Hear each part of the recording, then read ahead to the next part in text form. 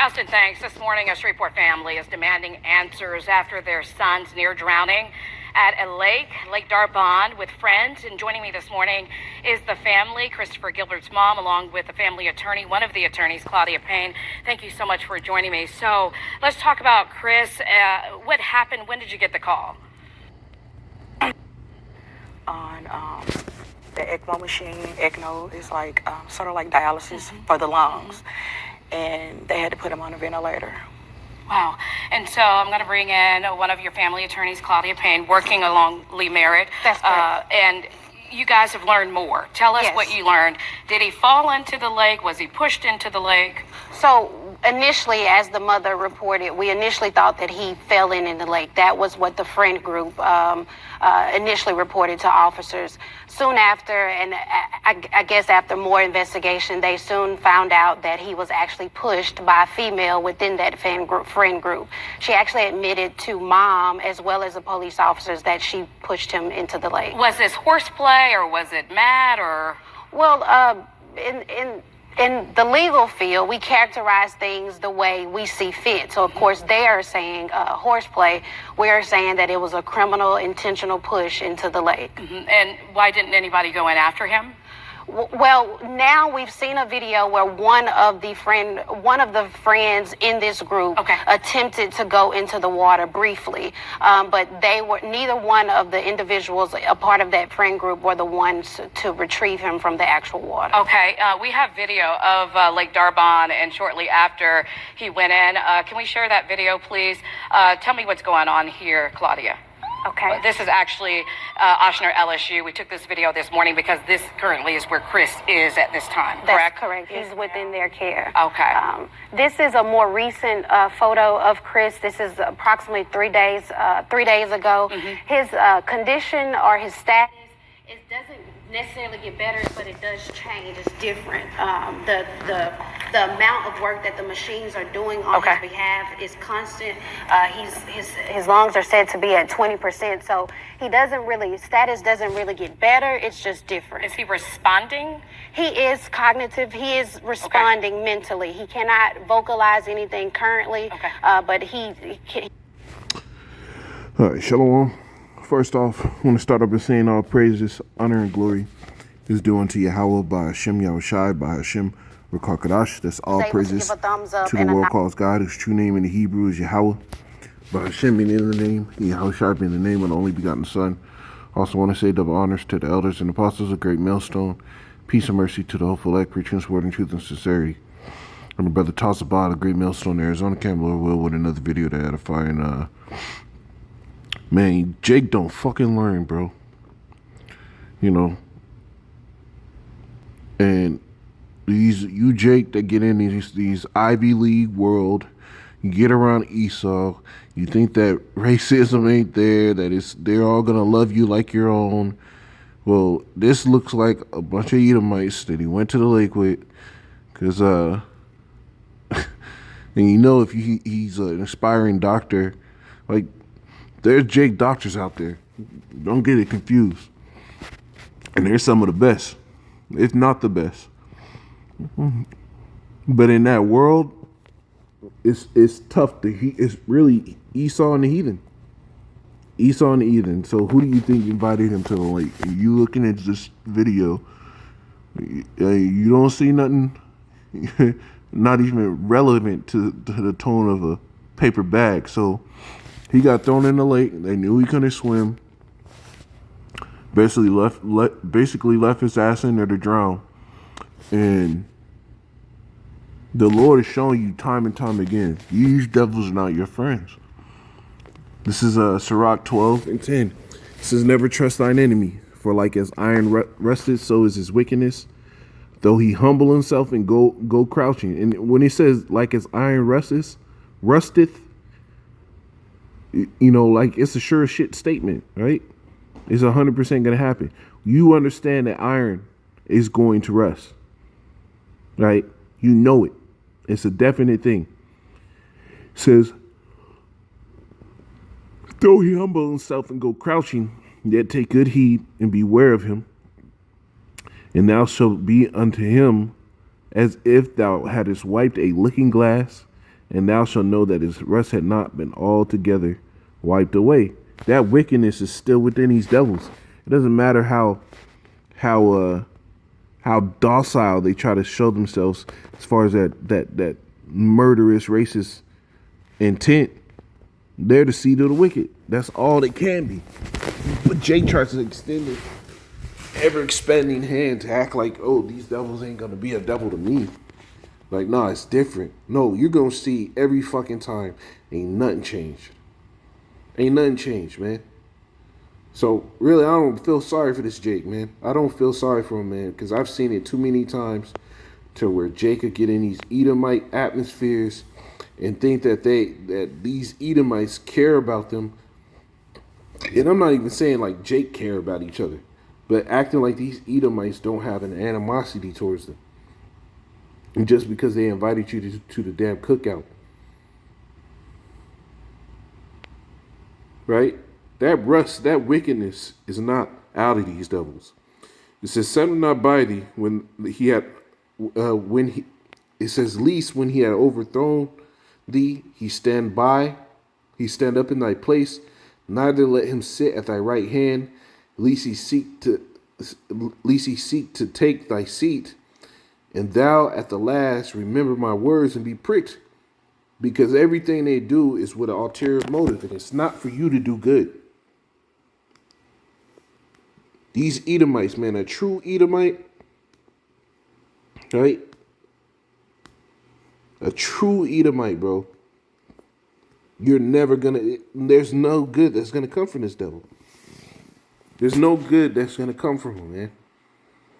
Who will pity a charmer that is bitten with a serpent, or any such as come nigh wild beast? And like I said, I don't feel sorry for this dude. Out of the head right now. Okay, now those were. I don't feel sorry. I don't feel sorry for this dude. You went out there with the Edomites. You thought everything was all good. You were the cool guy in the group, right? You thought Esau was there for your favor, and you try to act like it wasn't something to be wary of. Jake, don't learn, man. The prophets have been out here telling you what it is, and Jake still want to think it's something different. It says, "Who will pity a charmer that is bitten with a serpent, or one that such come nigh wild beasts? So one that goeth to a sinner and is defiled with him in his sins, who will pity?" Nobody, man. You in that position alone. You in that position alone, man. There's another one where it goes,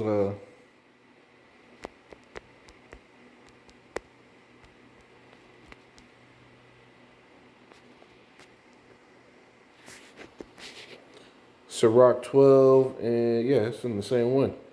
"For while he will abide with thee, but if thou begin to fall, he will not tarry." And he fell in that water. Nobody jumped in. Nobody came to his rescue. Right? And the ones that were there, they're not even the ones that pulled him out. And the enemy speaketh sweetly with his lips. Right? Let me get that precept real quick. We'll build on that.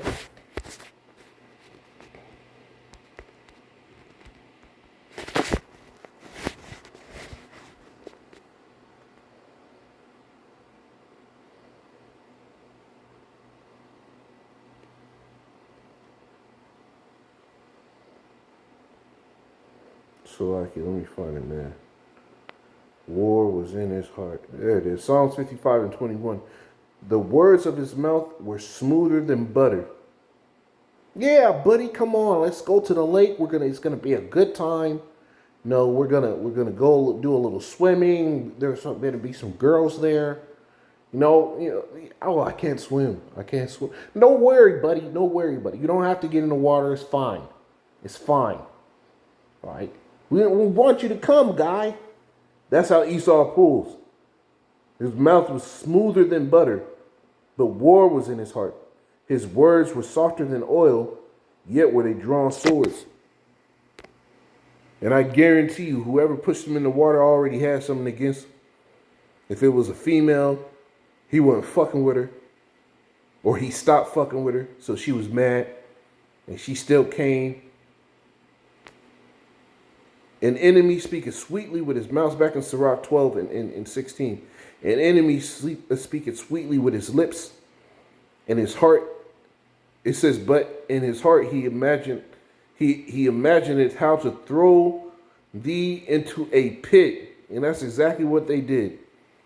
He will weep with his eyes, but if he find opportunity, he will not be satisfied with blood.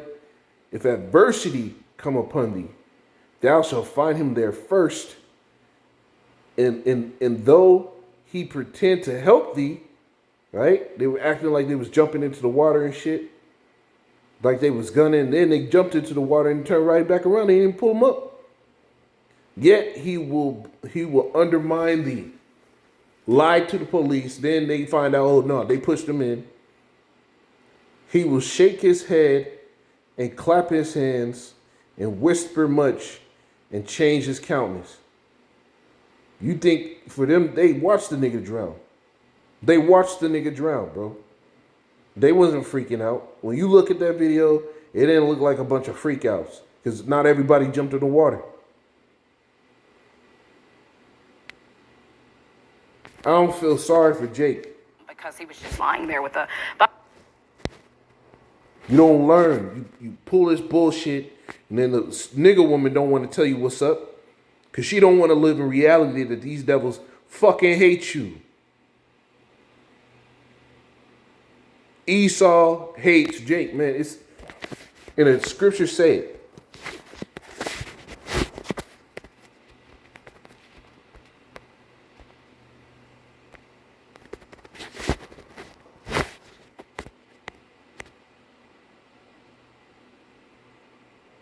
What is it that? Ezekiel 35, and I started 2 and I'll drop down. It says, Son of man, set thy face against Mount Seir and prophesy against it. So Mount Seir is the dwelling place of Esau, Edom. Now I'm going to jump down to verse 5. It says, because thou hast had a perpetual hatred. That's a never-ending hatred. It perpetuates itself. Right? It's so locked into their code that it just comes out in every facet. And has shed the blood of the children of Israel by the force of the sword in the time of their calamity, in the time that their iniquity had an end. You see this dude. Bunch of tubes. Aspiring doctor. Which when I first saw it, Aspiring doctor. It's probably smart as shit. Classmates getting jealous. Well, he's just getting in on that school because, affirmative action, right? And here it is. I gotta break my goddamn neck to get there. Right? That's how they act. And has shed the blood of the children of Israel by the force of the sword in the time that their iniquity had by the force of the sword in the time of their calamity, and the time that their iniquity had an end. So he was on a pathway to come out of that bullshit. Because really, that's what it was. It's a pathway to get out of that bullshit. And look what happened. Therefore, as I live, say Yahweh, I will prepare thee unto blood, and blood shall pursue thee. Since thou hast not hated blood, even blood shall pursue thee. See, the Lord has a response to this shit, though. But you, Jake, that get caught up in this because you want to sit here and act like reality ain't what it is. The Lord said he was going to send this to our enemies. But Jake want to act like he ain't got no damn enemies. I don't feel sorry for dude, bro. And there's going to be many more niggas just like this. Just like this. Because we in a time where Esau is getting jealous. He's getting mad. He's getting frustrated. His stuff ain't working out for him. And Jake has figured out the game. And more Jake are getting in those positions with what Esau wants. Don't trust the Edomite.